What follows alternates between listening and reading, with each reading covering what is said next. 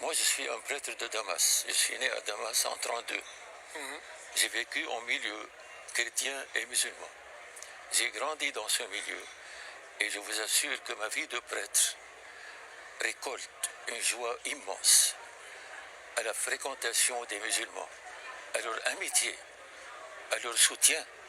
Je vous assure, ce ne sont pas des mots. J'ai écrit tout cela dans un livre en arabe. J'espère pouvoir le traduire en français et aussi en anglais pour faire comprendre aux gens ce qu'est au fond l'islam. L'islam est une religion que les musulmans pratiquent avec beaucoup de respect, mais quand ils voient en face d'eux un homme qui les respecte, je dirais ils le dépassent en respect et en amour et en service. Ici en Europe, on a aussi des sociétés où on a beaucoup de chrétiens et de musulmans. Et globalement, ça se passe bien, mais on voit aussi une forte montée de l'islamophobie et un sentiment, il faut avoir peur des musulmans, c'est des terroristes. Et vous êtes en train de nous dire qu'au fond, l'Europe devrait plutôt prendre des leçons sur des pays comme la Syrie. Monsieur Colomb, hier, j'ai dit dans mon topo que l'islam de l'Occident n'a rien à voir avec l'islam. Les Occidentaux, vous avez eu malheureusement le génie de créer une société musulmane à l'intérieur de vos sociétés occidentales, une société refermée sur elle-même. Vous ne lui avez pas donné la possibilité de s'intégrer, de vivre avec vous comme partie prenante de vous.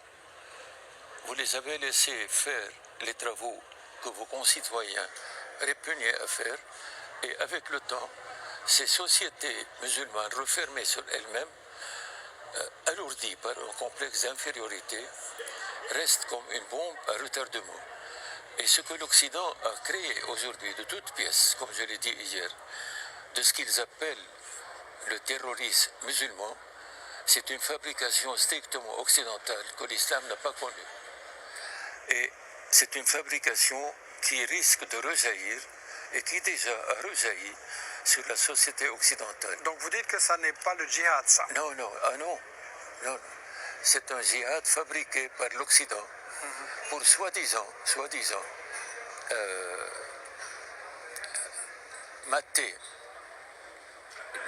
le Proche-Orient, le réduire à un état de tribus qui s'entretuent sans plus, sans qu'il y ait aucun État qui tienne debout, voyez. Mais cela, l'islam ne l'a jamais connu. Même dans les périodes les plus despotiques, sous le régime turc par exemple, lors des invasions, il en a vu le Proche-Orient, des bouleversements terribles, mais le tissu humain des relations entre chrétiens, musulmans et juifs est resté le même. Croyez-moi, je n'exagère pas. Revenez aux historiens et revenez surtout aux historiens juifs qui sont censés aujourd'hui dire la vérité plus que jamais. Ça, c'était effectivement un conseil important parce que je pense que aussi bien dans les médias qu'à l'école en général, on ne prête pas attention à l'histoire et on n'écoute pas l'histoire vue par les autres. C'est toujours un point de vue très occidental.